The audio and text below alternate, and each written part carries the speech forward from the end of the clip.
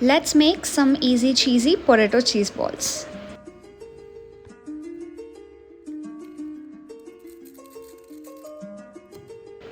ಇದನ್ನು ನೀವು ಏರ್ ಫ್ರೈಯಲ್ಲಿ ಕೂಡ ಮಾಡ್ಬೋದು, ಬಟ್ ನಾನಿಲ್ಲಿ ಡೀಪ್ ಫ್ರೈ ಮಾಡಿದ್ದೀನಿ. Just once in a while deep fry ಮಾಡೋದ್ರಿಂದ ನಿಮ್ಮ ಹೆಲ್ತ್ಗೆ ಏನೂ ಇಶ್ಯೂಸ್ ಆಗಲ್ಲ. Just make sure that you eat well and hydrate well and eat a lot of protein. And ಇದನ್ನು ಸ್ನ್ಯಾಕ್ ಆಗಿ ತಿನ್ನಿ, ಮೀಲ್ ಆಗಿ ತಿನ್ನಬೇಡಿ ಅಷ್ಟೇ.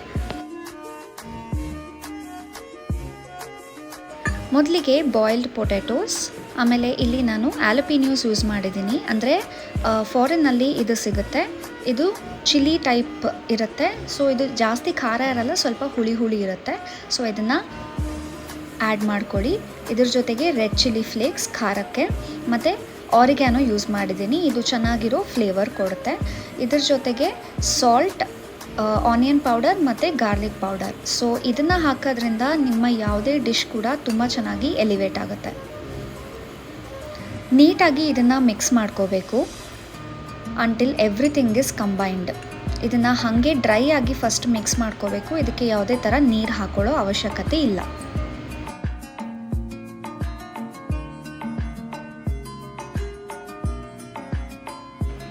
ಇವಾಗ ಇದಕ್ಕೆ ಪುಡಿ ಮಾಡ್ಕೊಂಡಿರೋ ಬ್ರೆಡ್ ಕ್ರಮ್ಸ್, ನೀವು ಪ್ಯಾನ್ಕೋ ಬ್ರೆಡ್ ಕ್ರಮ್ಸ್ ಕೂಡ ಯೂಸ್ ಮಾಡ್ಕೋಬೋದು.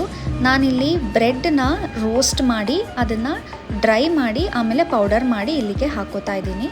ಇದರಿಂದ ಒಂದು ಬೈಂಡಿಂಗ್ ಏಜೆಂಟ್ ಥರ ವರ್ಕ್ ಆಗುತ್ತೆ. ಇದಕ್ಕೆ ನೀವು ಕಾರ್ನ್ಫ್ಲವರ್ ಕೂಡ ಹಾಕೋಬೋದು.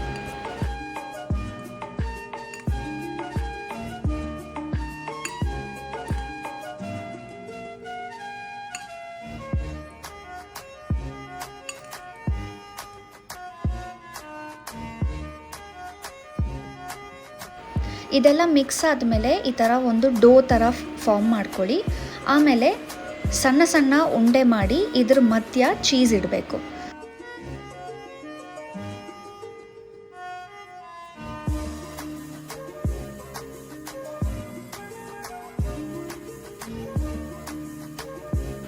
ನೀವು ಸಣ್ಣ ಸಣ್ಣ ಡೈಸ್ಡ್ ಚೀಸ್ ಕೂಡ ತೊಗೋಬೋದು, ಇಲ್ಲ ಈ ಥರ ಚೀಸ್ ಬ್ಲಾಕ್ ಕೂಡ ತೊಗೋಬೋದು. ಇದನ್ನು ಚೆನ್ನಾಗಿ ಪ್ಯಾಕ್ ಮಾಡಬೇಕು, ಯಾಕಂದರೆ ಇದನ್ನ ಡೀಪ್ ಫ್ರೈ ಮಾಡಬೇಕಾದ್ರೆ ಇದು ಒಡೆದೋಗೋ ಚಾನ್ಸಸ್ ತುಂಬ ಇರುತ್ತೆ. ಸೊ ಹಾಗಾಗಿ ಜಾಸ್ತಿ ಮಿಕ್ಸ್ಚರ್ನ ತೊಗೊಂಡು ಸ್ವಲ್ಪ ಚೀಸ್ನ ಹಾಕಿದ್ರೆ ಪರ್ಫೆಕ್ಟಾಗಿ ಕಂಬೈನ್ ಆಗುತ್ತೆ. ನೋಡಿ, ಈ ಥರ ಟೆಕ್ನಿಕ್ ಯೂಸ್ ಮಾಡಿದಾಗ ನಿಮಗೆ ರೌಂಡ್ ಬರುತ್ತೆ.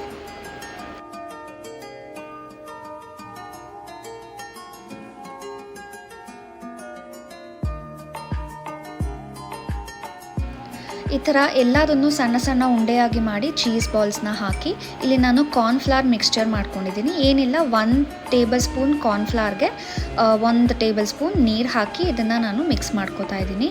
ಇದನ್ನು ಒಂದ್ಸಲಿ ರೋಲ್ ಮಾಡಿ ಸೊ ದಟ್ ಅದು ಕಂಬೈನ್ ಆಗುತ್ತೆ ಮಿಕ್ಸ್ಚರು.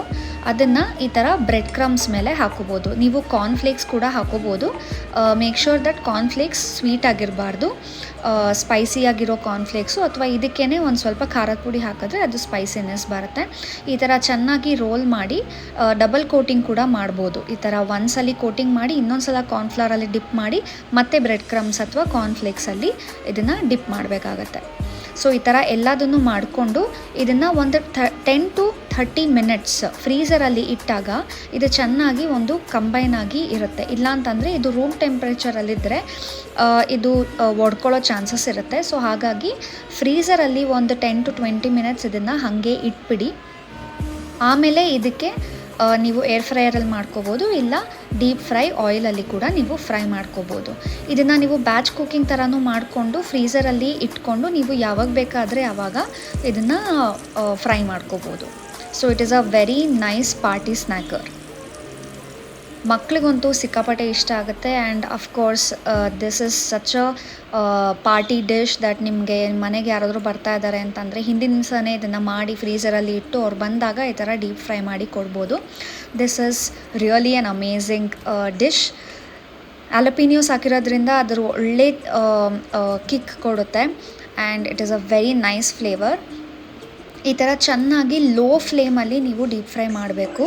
ನಾನಿಲ್ಲಿ ಫಸ್ಟ್ ಬ್ಯಾಚ್ ಸ್ವಲ್ಪ ಚೆನ್ನಾಗಾಗಲಿಲ್ಲ, ಅದಕ್ಕೆ bottom you can see that there is some spices which is there. So ಇವಾಗ ಇದು ಕಂಪ್ಲೀಟಾಗಿ ರೆಡಿ ಆಗಿದೆ. ಇದ್ರ ಮೇಲೆ ನಾನು ಪೆರಿ ಪೆರಿ ಸೀಸ್ನಿಂಗ್ನ ಹಾಕ್ತಾಯಿದ್ದೀನಿ. ಈ ಪೆರಿ ಪೆರಿ ಸೀಸ್ನಿಂಗ್ ಬಿಸಿ ಬಿಸಿ ಎಣ್ಣೆಯಿಂದ ತೆಗೆದ ತಕ್ಷಣ ಹಾಕಬೇಕು, ಸೊ ದ್ಯಾಟ್ ಅದು ನೀಟಾಗಿ ಕಂಬೈನ್ ಆಗುತ್ತೆ. ನೋಡಿ ಎಷ್ಟು ಚೆನ್ನಾಗಿ ಆಗಿದೆ ಅಂತ. ಕ್ರಿಸ್ಪಿಯಾಗಿರಬೇಕು ಯಾವತ್ತು, ಹಾಗಂತ ತುಂಬ ಹೊತ್ತು ಡೀಪ್ ಫ್ರೈ ಮಾಡಬೇಡಿ. ಒಳಗಡೆ ಚೀಸ್ ಗಟ್ಟಿ ಆಗೋ ಚಾನ್ಸಸ್ ಇರುತ್ತೆ ಆ್ಯಂಡ್ ಆಚೆ ಕಡೆ ಸೀದೋಗಿರೋ ಚಾನ್ಸಸ್ ಜಾಸ್ತಿ ಇರುತ್ತೆ. ಸೊ ಅದಕ್ಕೆ ಲೋ ಫ್ಲೇಮಲ್ಲೇ ಮಾಡಿ. And now your party snack is ready. Serve it to your guest, serve it to your kids and your family. Everyone is going to love it. ಹಾಗೆ ನನ್ನ ಪೇಜ್ನ follow ಮಾಡೋದು ಮರಿಬೇಡಿ. ಏನಾದರೂ ಟಿಪ್ಸ್ ಆ್ಯಂಡ್ ಸಜೆಷನ್ ಇದ್ದರೆ ಖಂಡಿತ ಕಾಮೆಂಟಲ್ಲಿ ಹಾಕಿ, ನಾನು ಅದನ್ನು improve ಮಾಡೋಕ್ಕೆ ಟ್ರೈ ಮಾಡ್ತೀನಿ. See you in my next video. Now enjoy this amazing cheese pull. Bye.